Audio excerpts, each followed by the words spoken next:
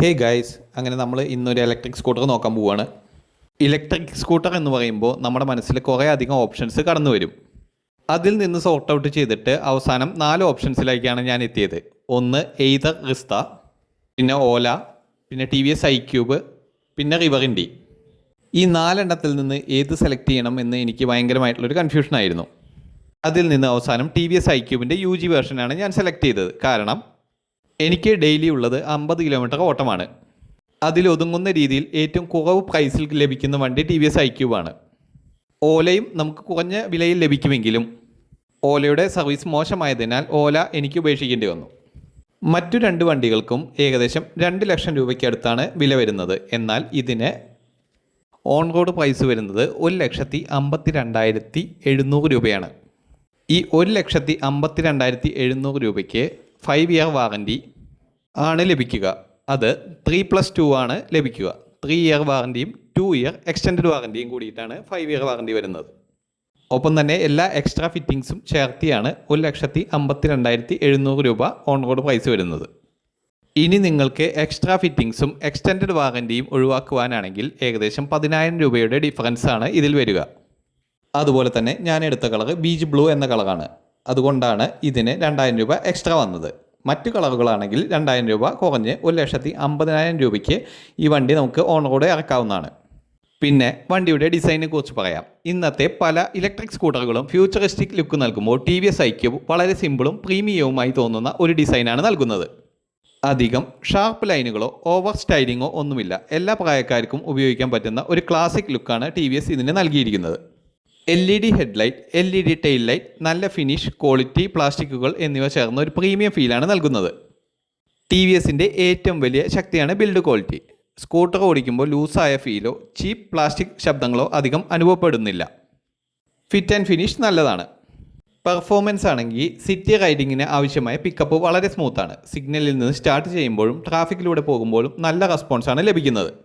2 പേർ ഇരുന്നാലും പെർഫോമൻസിൽ വലിയ കുറവ് അനുഭവപ്പെടുന്നില്ല. ടോപ്പ് സ്പീഡ് സാധാരണ നഗര ഉപയോഗത്തിന് മതിയാകും. ഇതിൽ 2 മോഡുകളാണ് വരുന്നത്. ഒന്നാമത്തെ മോഡ് എക്കോ മോഡും രണ്ടാമത്തത് പവർ മോഡുമാണ്. എക്കോ മോഡിൽ നമുക്ക് മാക്സിമം 53 കിലോമീറ്റർ സ്പീഡിൽ പോകാം. എന്നാൽ പവർ മോഡിലേക്ക് സ്വിച്ച് ചെയ്താൽ ഏകദേശം 75 km/h സ്പീഡിൽ നമുക്ക് സഞ്ചരിക്കാനാകും. എക്കോ മോഡിൽ സഞ്ചരിക്കുമ്പോൾ നമുക്ക് കിട്ടുന്ന മാക്സിമം റേഞ്ച് 115 കിലോമീറ്റർ ആണ്.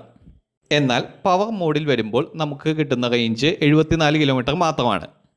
സിമ്പിളായി പറയുകയാണെങ്കിൽ 100% ചാർജിൽ നമുക്ക് എക്കോ മോഡിൽ 115 കിലോമീറ്ററും പവർ മോഡിൽ 74 കിലോമീറ്ററും സഞ്ചരിക്കാം.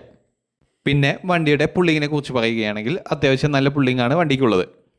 75 കിലോഗ്രാം ഭാരമുള്ള 2 പേരെ വെച്ച് കുത്തനെ ഉള്ള ഒരു കയറ്റം സുഗമമായി കയറിപ്പോയിട്ടുണ്ട്. അതും എക്കോ മോഡിൽ തന്നെ കയറിപ്പോയിട്ടുണ്ട്.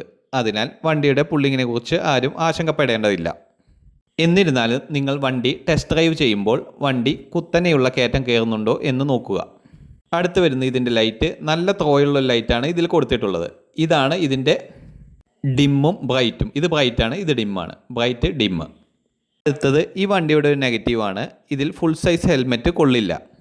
അത്യാവശ്യം മോശമില്ലാത്ത ഒരു ബൂട്ട് സ്പേസ് ഉണ്ടെങ്കിൽ പോലും ഇതിൽ ഒരു കറക്റ്റായിട്ടുള്ള ഒരു ഫുൾ സൈസ് ഹെൽമെറ്റ് കൊള്ളില്ല.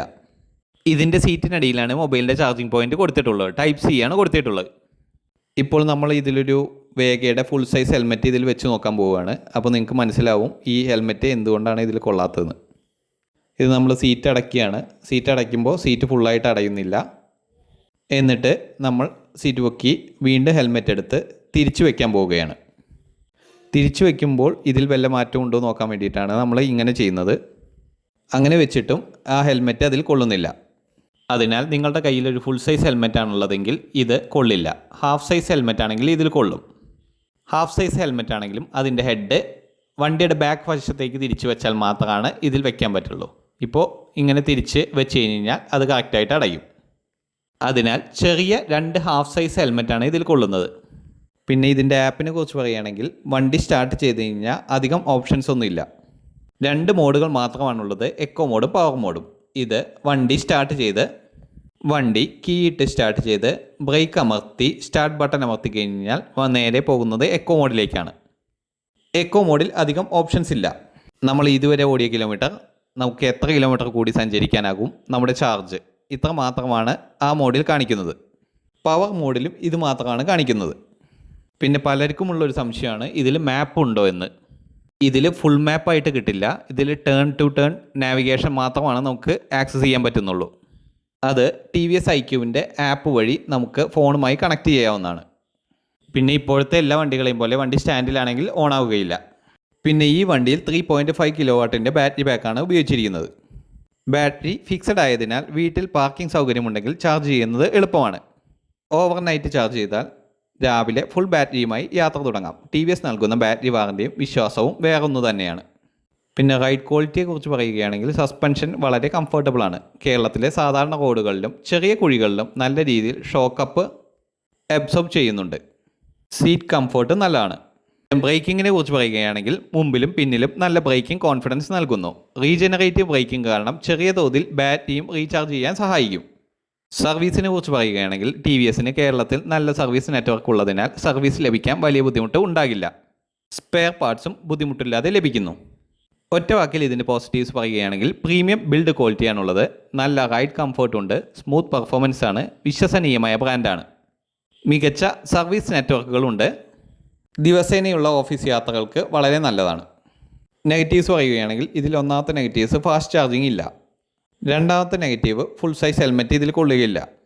എന്നാൽ എനിക്ക് ഏറ്റവും വലിയ നെഗറ്റീവായി തോന്നിയിട്ടുള്ളത് ഇതിൻ്റെ ഫ്രണ്ടിൽ ഒരു മൊബൈൽ വയ്ക്കാനോ പേഴ്സ് വയ്ക്കാനോ ഉള്ള സൗകര്യം ഇതിൽ ചെയ്തിട്ടില്ല. എല്ലാ സാധനങ്ങളും സീറ്റിൻ്റെ അടിയിൽ സ്റ്റോർ ചെയ്യണം എന്നത് ബുദ്ധിമുട്ടേറിയ ഒരു കാര്യമാണ്.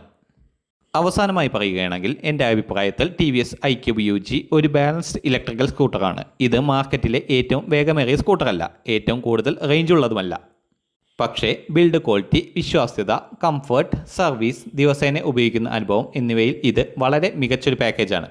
അതിനാൽ ദിവസേന സ്ഥിരമായി ഉപയോഗിക്കാം വിശ്വസനീയമായ ഒരു ഇലക്ട്രിക്കൽ സ്കൂട്ടർ വേണമെങ്കിൽ TVS iQube UG നിങ്ങൾക്ക് തീർച്ചയായും ഷോർട്ട് ലിസ്റ്റ് ചെയ്യാവുന്ന ഒരു മോഡലാണ്.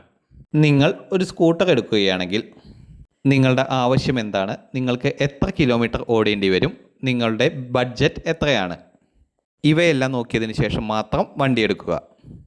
നിങ്ങൾ ചിലപ്പോൾ ഒരു 200 കിലോമീറ്റർ ഡെയിലി ഓടുന്ന ആളാണെങ്കിൽ TVS iQube UG നിങ്ങൾക്ക് പറ്റിയ ഒരു ഓപ്ഷൻ ആയിരിക്കുകയില്ല.